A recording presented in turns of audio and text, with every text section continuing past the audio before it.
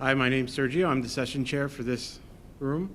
I want to welcome our next speaker, Sweigart. He's going to be presenting 20 GOTO 10, how to make scrolling ASCII art. And let's give him a round warm applause.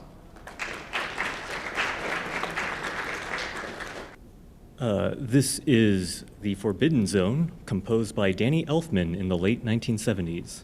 Lights, please.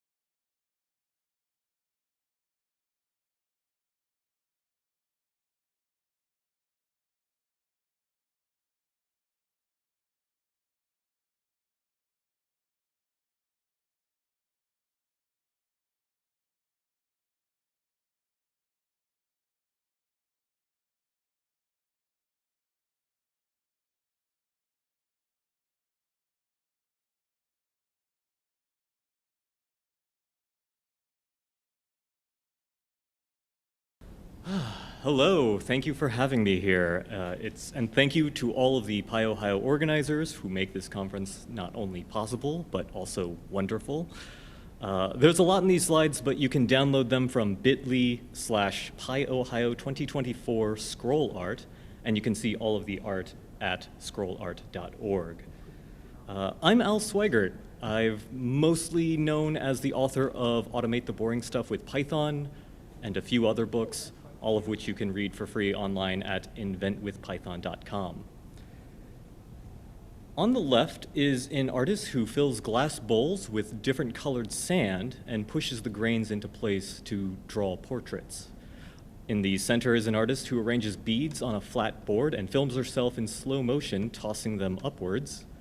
On the right is an artist who carves patterns into the skin of a watermelon, getting different colors as they carve deeper. On the left is an artist who draws portraits only tracing along the edges of a coin. In the center is an artist who completes their illustrations using the shadows cast by common household objects. On the right is an artist who has several elaborate bubble-making tools. A good friend of mine once told me that not only will humans keep producing art, but that there will always be new forms of art. So I'd like to talk to you about something I call scroll art. Scroll art is the text output of a command line program that scrolls upward as the program continues to generate text. So it's easy for beginners to make. All you really need to understand is the print function and loops, but it's also fun for experienced software developers to make as well. It's kind of a minutes to learn, lifetime to master sort of thing. It's sort of like an animated form of ASCII art, but, well, actually, it's easier just to show you. This is Zigzag. It's incredibly simple. The output is just a row of asterisks with an increasing number of spaces for the indentation, and then it reaches a limit, and then it starts decreasing. Just by looking at the pattern, it's pretty easy to figure out what the code for it could be. And that's a very core programming skill to have, is recognizing patterns and then producing code to implement it. This one is called Starfield. This uses random numbers, so the output is never quite the same each time you run it. It produces an increasing density of asterisks until it reaches 100% density, and then it starts decreasing the density of asterisks, and then it loops around. So about a quarter century ago, there was this movie that came out called The Matrix. It has this iconic visualization of ASCII, of alphanumerics that are just falling down the screen like rain down a window pane. Unfortunately, scrolling art can only scroll upwards, but if you change around the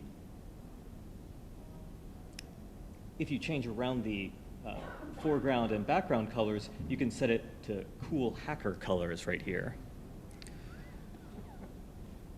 Now the next one is I also started playing around with the speed of the scrolling. So this looks like the proton pack stream from Ghostbusters. It's scrolling by very fast, but really it's just 5 characters that randomly move back and forth while always staying within a maximum distance of each other. And then finally, this is the one that I like the most, even though it's incredibly simple. It's a bit hard to explain, so I'm going to go ahead and pause this. And this is just text, so we can scroll it back up. So each of the columns, this is called toggler, each of the columns is either a period or an @ symbol, and randomly togglers will appear moving to the left or right that will swap the character. And of course, when 2 togglers overlap, they cancel each other out. And it's pretty amazing how such a short bit of code can produce really complex patterns.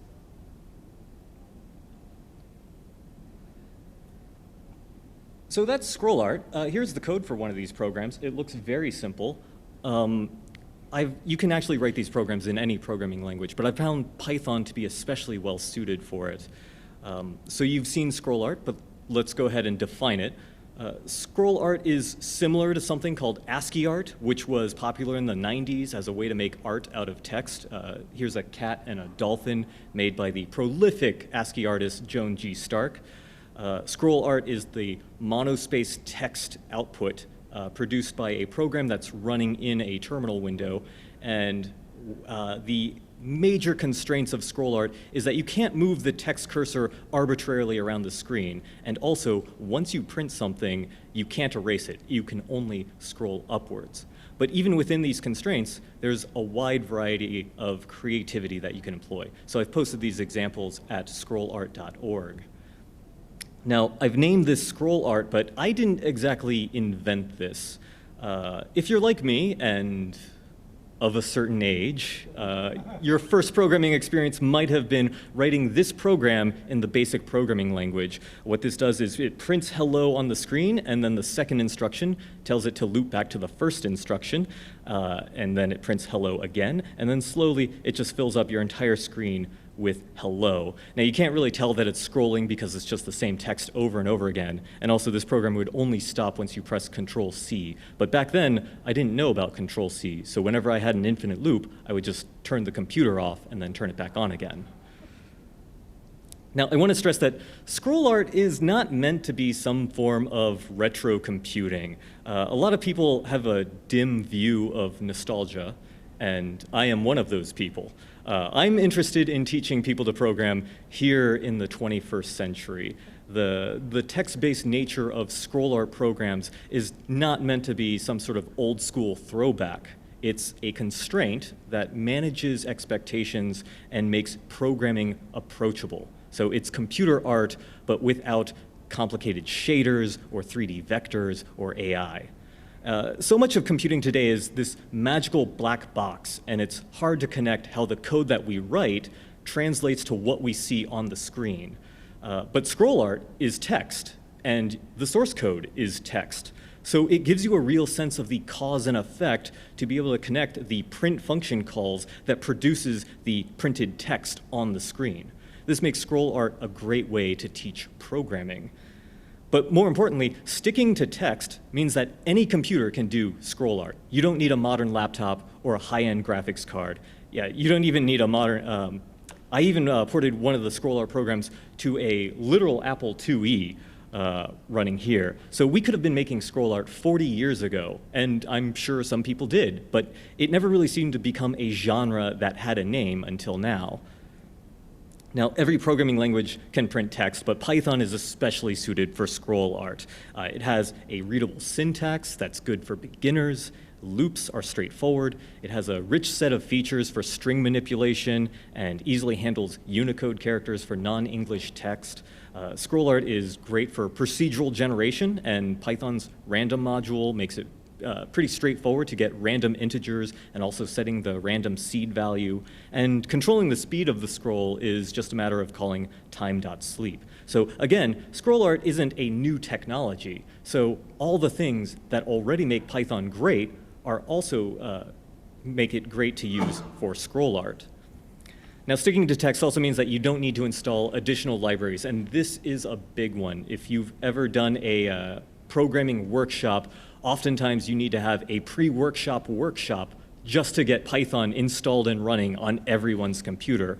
But scroll art only uses print and loops, so that means that you can do scroll art projects in browser-based REPLs, which means that you can also do scroll art programming on tablets and smartphones as well. You don't have to invent anything new. You can just use existing tools and platforms. Now, the tech industry loves to talk about radical innovation and revolutionizing our world, especially when it comes to education.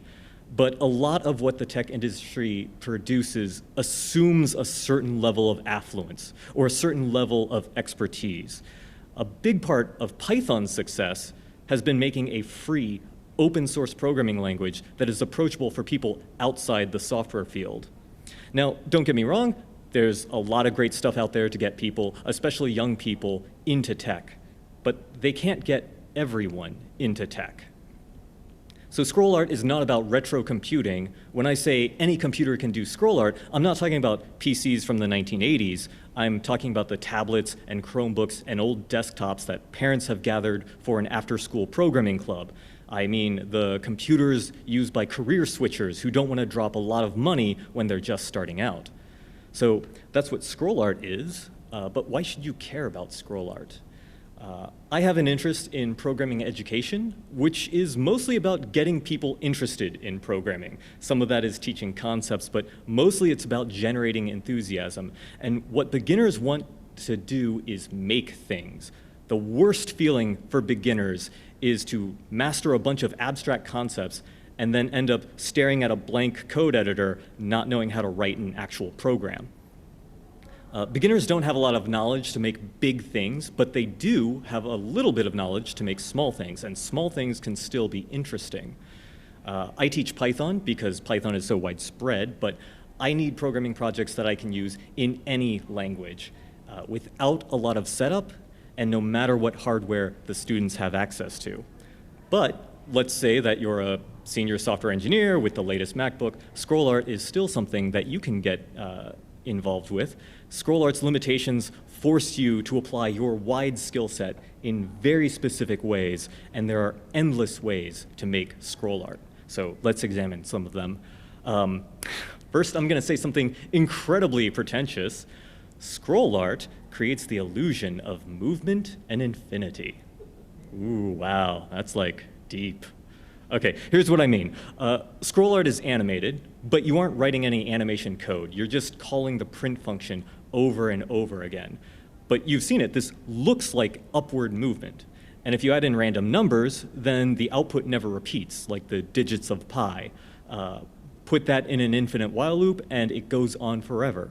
So it's sort of like a lava lamp. It moves, it never repeats, but it has this simplicity, and it's kind of neat to stare at for a while. Those are the kinds of programming projects you will make with scroll art. Here's some different types of scroll art. First off is periodic examples. You saw that with the zigzag program earlier. It's not actually moving, but it has the illusion of movement. And if you just figure out the math.sine function, you can make this wavy pattern going. I've never actually used the sine and cosine functions except to make silly little graphical things like this, I've realized. Here's something even simpler. I call these wallpaper scroll art. So they're just static images. And the program is the exact same for all of these. But it does give you a chance to practice with different forms of ASCII art tessellations.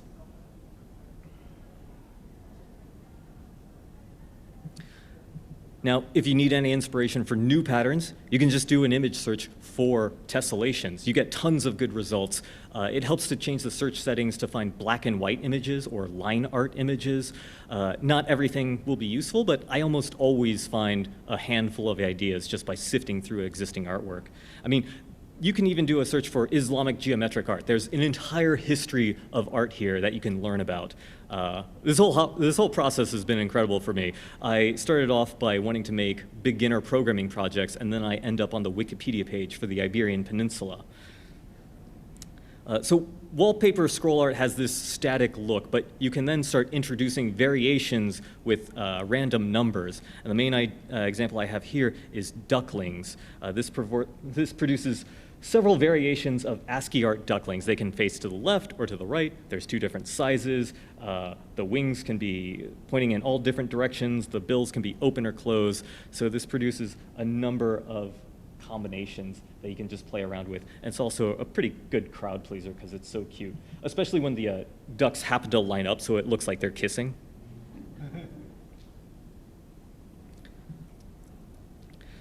I also have a style of scroll art that I call varying density. This was from the star field example that I showed earlier, but you can really apply this with any sort of tessellated pattern as well. This is called triangle grid scaffolding for reasons I've long forgotten. But it has that same starting very sparse and then getting denser and denser and then going back to sparse again and just repeating itself. Again, these programs usually are about 30 lines of code long.